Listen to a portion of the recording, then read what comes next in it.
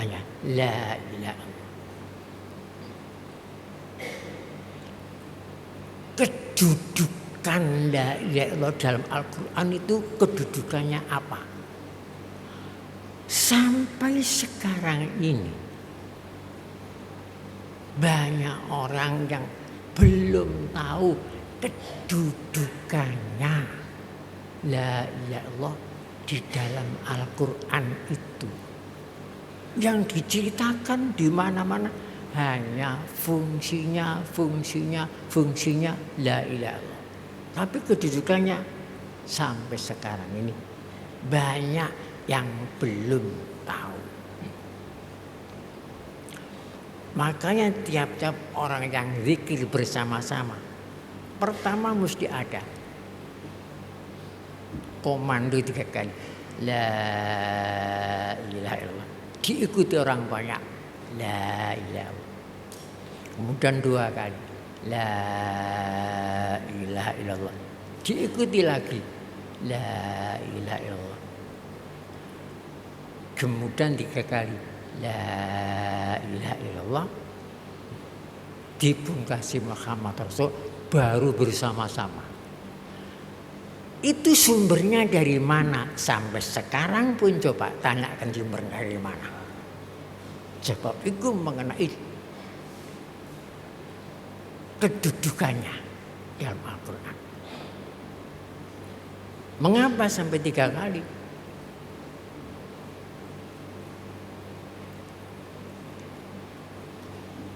Itu namanya kalimat jawab. Jadi la ilaha illallah itu rahasianya kalimat jawab. Apa yang dijawab? Pertanyaan. Apa pertanyaannya? Pertanyaan ada di dalam 1 surat Al-An'am nomor 1. Yang 2 pertanyaan ada di dalam surat Qasas yang 2. Jadi 3 kali pertanyaan. Bunyinya man ilahun ghairullah. Siapakah Tuhan lainnya Allah? Itu 1 pertanyaan dalam surat An'am. Man ilahun. Awalnya ayatnya kul ara'aitum in akhadallahu sam'akum wa absarakum wa khatama ala qulubikum man ilahun ghairullah ya'tikum bi. Jika Allah mengambil pendengaranmu, jika Allah mengambil penglihatanmu, jika Allah mengunci hatimu, siapakah Tuhan lainnya Allah yang bisa mengembalikan itu? Itu pertanyaan. Man ilahun ghairullah ya'tikum bi. Jawabnya la ilaha illallah. Itu dalam surat An'am. Mengapa hanya disebut sam'un, pendengaran, basarun, penglihatan, qalbun, hati.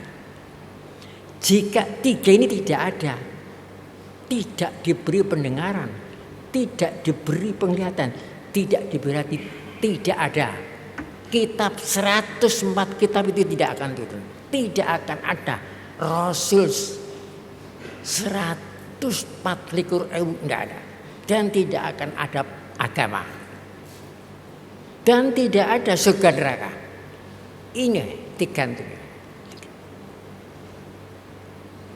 Itu rahasianya. Tidak ada perintah syukur, tidak ada perintah. Kalau 3 ini tidak ada.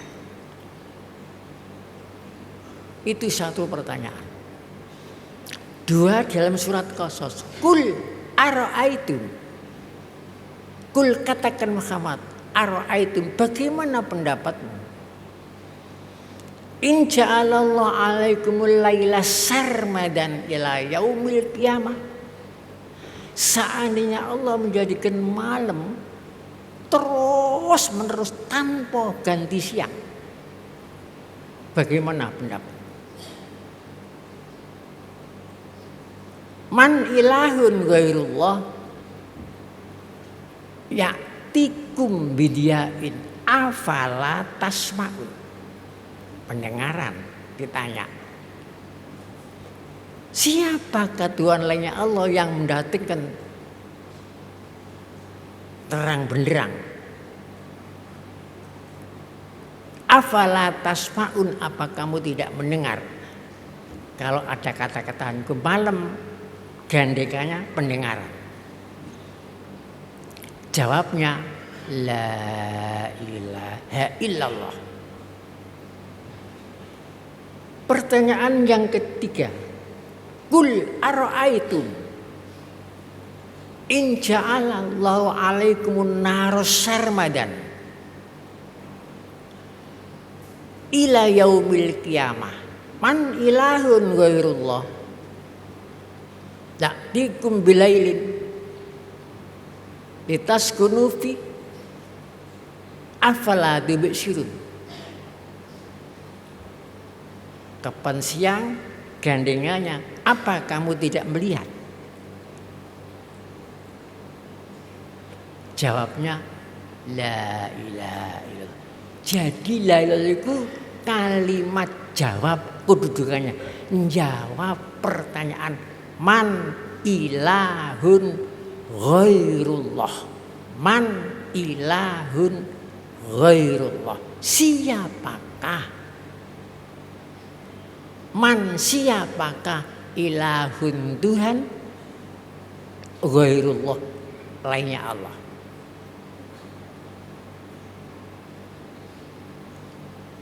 Itu rahasianya sangat menarik. Bagaimana kalau malam saja terus menerus sampai kiamat? Apakah ada kehidupan di dunia ini? Tidak ada. Bagaimana seandainya siang saja terus menerus sampai hari kiamat? Apakah ada kehidupan di dunia ini? Tidak ada. Tapi ayat yang nomor 73, 71, 72, 73 baru menerangkan wa min rahmatihi ja'alal laila wan nahara. Dengan rahmat Allah, Allah menjadikan siang dan malam. Kalau yang pertama, kedua, malam saja tanpa siang. Tak ada, tidak menjadi rahmat. Siang saja tanpa malam, tidak menjadi. Tapi pergantian, siang diganti malam, malam diganti siang. Malam 12 jam, diganti lagi siang 12 jam. La ilaha illallah 12 huruf. Baru rahmat besar. Itu rahasia sangat. Pertanyaannya pun 12 huruf. Man ilahun ghairullah. Dan 4 kalimat. Man ilahun ghairullah. Jawabannya 4 kalimat. La ilaha illa Allah. Oleh sebab itu, kalau maknanya la ilaha illallah, tidak ada, la tidak ada ilaha Tuhan, illa ini harus dimaknai ghairu, illallah lainnya Allah. Jangan dimaknai kecuali. Tapi yang banyak maknai kecuali. La ilaha illallah, tidak ada Tuhan, illallah kecuali Allah. Kalau mana kecuali jadi syirik, tidak cocok dengan pertanyaannya.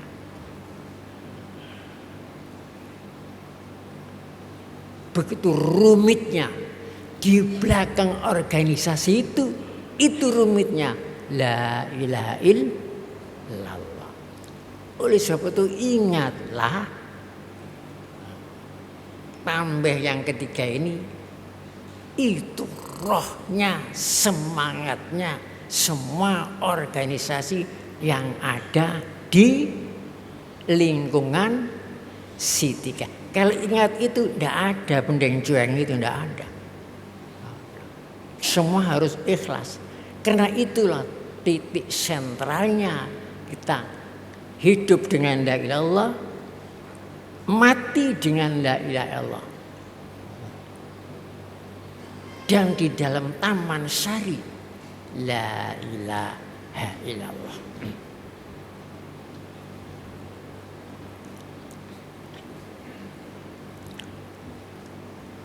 Ma'asyiral muslimin rahimakumullah. Kalau ingin berita-berita yang tersebut yang luas masalah Tarekat Sidiliyah,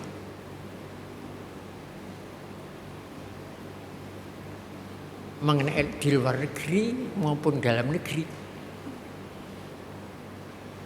baik pun di situ berita positif maupun negatif, bacalah surat kabar Republika terbit tahun 2000 bulan 9 tanggal 9 bulan Mei diberitakan panjang lebar di halaman B6 B7. Sudah lampau ini surat kabar Republika.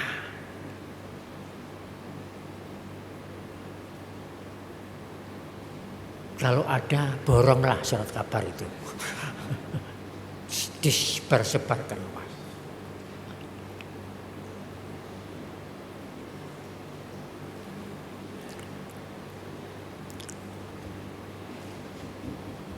Untuk satu tambah yang keempat, tambah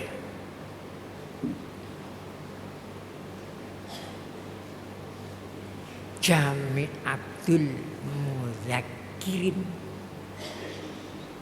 dan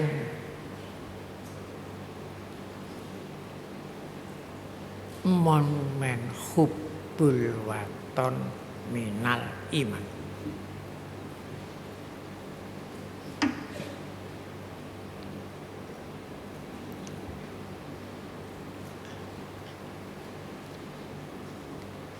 Tadi di dalam surat Qul A'udzu Birabbin Nas, surat Al-Quran kan diawali dengan Fatihah menurut susunan surat Al-Quran, bukan susunan atau urutan turunnya, tapi dalam mushaf Al-Quran surat Fatihah terakhir surat Nas. Di surat Nas ada mohon perlindungan. Qul a'udzu birabbin malikin nas ilahin nas. Qul katakan, a'udzu aku berlindung. Jadi perlindungan yang kuat. Perlindungan untuk apa? Perlindungan akan martabat kemanusiaan. Jangan sampai bisa dihancurkan oleh waswis syaitan. Qul a'udzu birabbin nas. Rabbi, Maliki, Ilahi.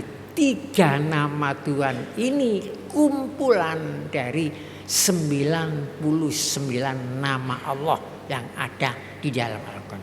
Jadi Asmaul Husna 99 itu kalau dikerucutkan menjadi Rabbi, Maliki, Ilahi.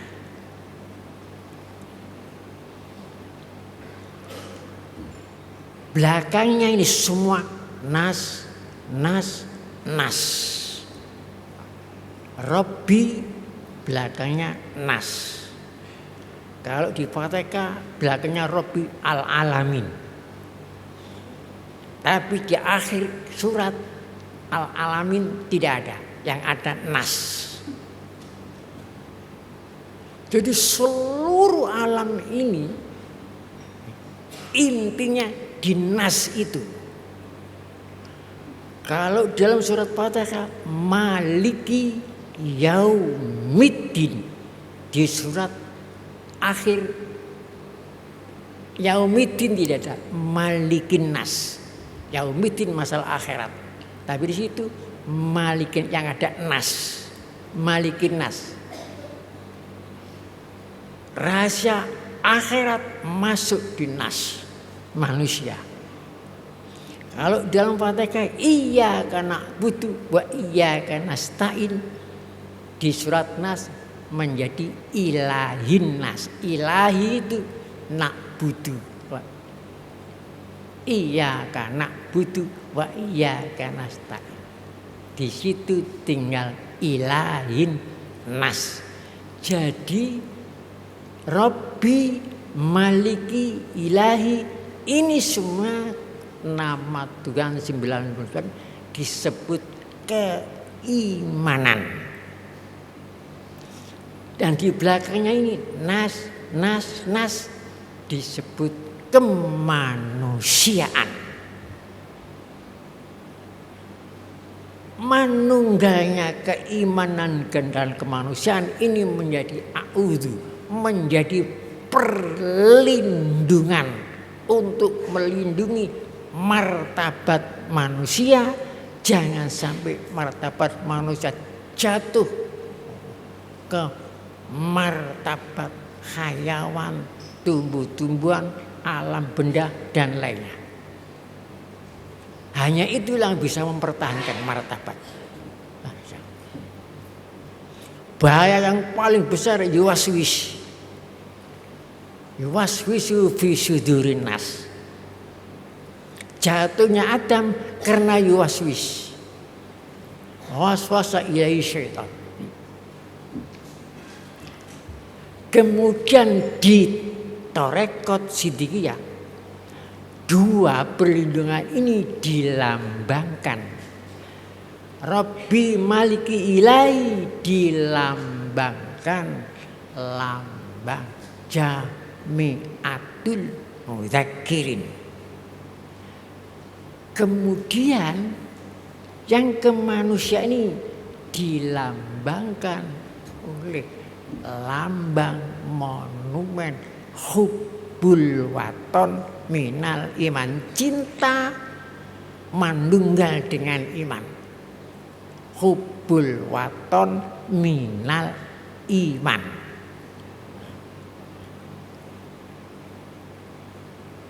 Itu lambang. Sebenarnya itu lambangnya. Hubbul waton minal iman. Ini lambang kemanusiaan. Seluruh dunia punya waton. Seluruh dunia manusia punya iman. Makanya bagi warga Torekot Siddiqiyah, satu-satunya bangunan yang menjadi kebanggaannya warga Siddiqiyah hanyalah Jami'atul Mudzakirin. Ini kebanggaan.